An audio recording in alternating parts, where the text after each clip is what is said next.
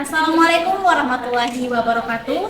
Kami mahasiswa PPG Prajabatan gelombang 1 tahun 2024, jurusan Pendidikan Guru Sekolah Dasar Universitas Negeri Gorontalo dari kelompok 3 dan 4. Video ini dibuat untuk menyelesaikan salah satu tugas dalam mata kuliah perancangan dan pengembangan kurikulum dengan dosen pengampu Ibu Dr. Wiwi Trianti Pulukadang SPD MPD.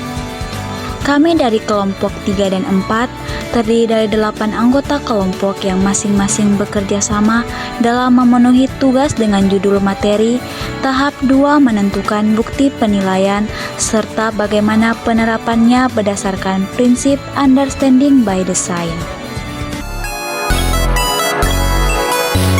Sebelum kami masuk pada pembahasan yang lebih lanjut, izinkanlah kami memperkenalkan diri terlebih dahulu.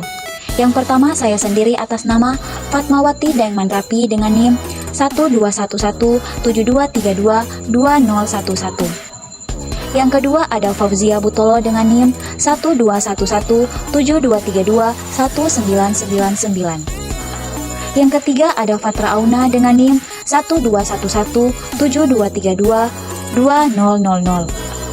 Yang keempat ada Fajriani dengan NIM 121172321993. Yang kelima ada Fajrianti dengan NIM 121172321959. Yang keenam ada Iin Anggrian Latif dengan NIM 121172322019. Yang ketujuh ada Feni Mutia Rahim dengan NIM 121172322027.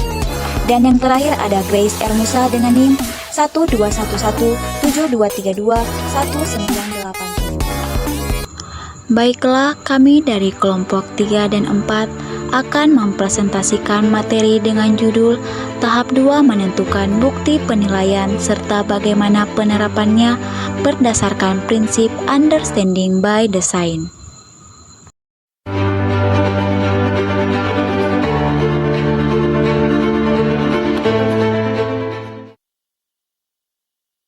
Baik, kita masuk pada poin pertama yaitu pengertian understanding by design. Understanding by design adalah kerangka yang dirancang oleh Grant dan Joy MC Tai.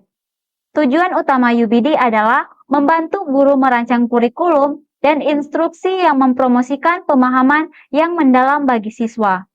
Pendekatan ini sangat menekankan pada backward design atau desain mundur, yang berarti menentukan tujuan, melakukan evaluasi atau penilaian, dan diakhiri dengan perancangan proses pembelajaran. Selanjutnya, tahap menentukan bukti penilaian dalam UBD atau Understanding by Design. Bukti maksudnya adalah indikator atau tolak ukur keberhasilan yang dapat dilihat dan diukur. Jika dikaitkan dalam pembelajaran, guru akan mengetahui bahwa para siswa telah memenuhi tujuan melalui sebuah asesmen. Bentuk asesmen berupa asesmen formatif dan asesmen sumatif. Asesmen formatif dapat berupa tanya jawab, observasi, esai, bermain peran, proyek, kuis, dan sebagainya. Tujuan dari asesmen formatif adalah untuk melihat seberapa jauh siswa telah dapat mencapai tujuan pembelajaran dan membantu memperbaiki kesalahpahaman. Asesmen biasanya berbentuk tes atau ujian dan bersifat final.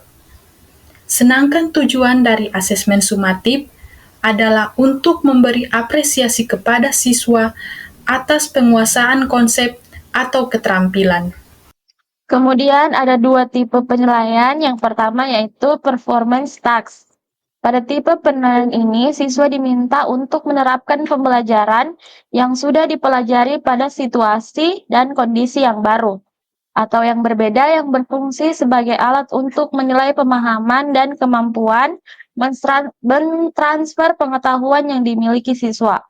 Evaluasi yang digunakan untuk menunjukkan pemahaman dapat berupa esai. Kemudian yang kedua, other evidence, yaitu bukti yang digunakan untuk membangun pemahaman pengetahuan dan keterampilan, yaitu sebagai berikut. Yang pertama, lembar refleksi, pekerjaan rumah, wawancara, evaluasi diri, pengamatan kelompok, dan kegiatan diskusi bersama.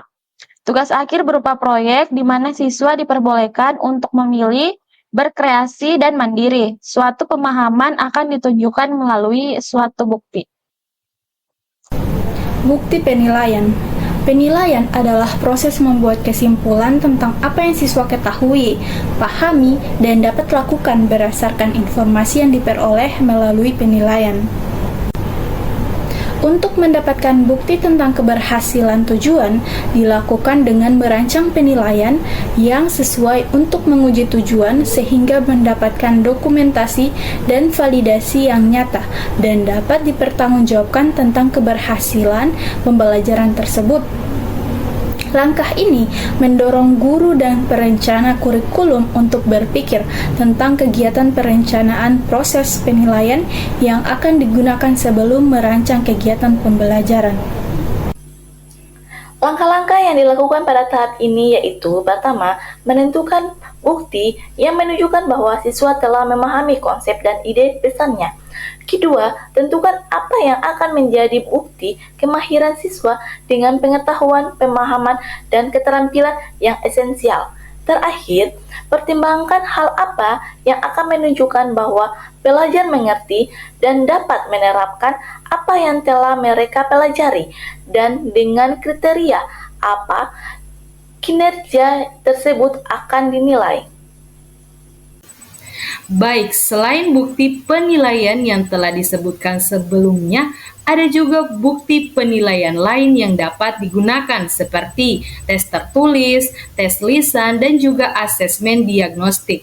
Nah, untuk tes tertulis sendiri, siswa dapat menginterpretasikan informasi terkait dengan materi gaya.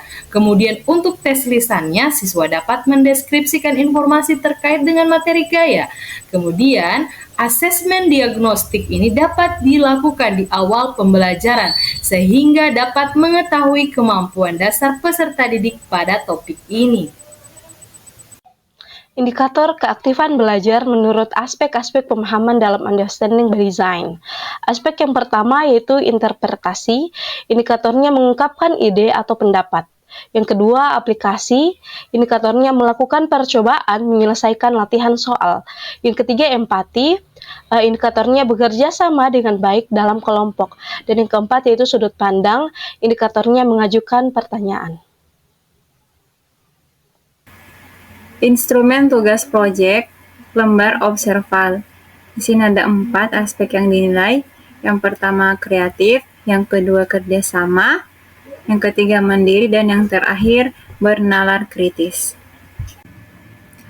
Instrumen tugas proyek, bentuk penilaian sikap, di mana di sini ada 4. Yang pertama kreatif, yang kedua kerjasama, yang ketiga mandiri, dan yang terakhir bernalar kritis, di mana setiap indikator ini diberi skor nilai 25. Instrumen tugas proyek, lembar penilaian diri. Di sini ada 3 pernyataan. Yang pertama itu selama diskusi, saya ikut serta mengusulkan ide atau gagasan. Yang kedua, ketika kami berdiskusi, setiap anggota mendapatkan kesempatan untuk berbicara. Dan yang terakhir, saya ikut serta dalam membuat kesimpulan hasil diskusi kelompok. Instrumen tugas proyek, lembar penilaian teman sebaya. Yang pertama, mau menerima pendapat teman. Yang kedua, memberikan solusi terhadap permasalahan. Yang ketiga, memaksakan pendapat sendiri kepada anggota kelompok. Dan yang terakhir, marah saat diberi kritik. Selanjutnya, instrumen tugas proyek, rubrik penilaian unjuk kerja. Di sini ada 4 aspek yang dinilai. Yang pertama, kesesuaian respon dengan pertanyaan. Yang kedua, aktivitas di kelas. Yang ketiga, kemampuan presentasi. Dan yang terakhir, kerjasama dalam kelompok. Baik, kita masuk pada poin terakhir yaitu kesimpulan. Pembelajaran model Radek dengan rancangan UBD menunjukkan hasil yang cukup efektif dalam meningkatkan pemahaman peserta didik. Strategi pembelajaran lakukan peneliti, yaitu sebagai guru, dalam penelitian ini yang telah disesuaikan dengan konsep UBD yang terdiri dari diskusi dan mengkomunikasikannya dalam 2 siklus ini membuktikan terjadinya peningkatan pemahaman peserta didik. Asesmen diagnostik dapat membantu dalam mengetahui pemahaman peserta didik.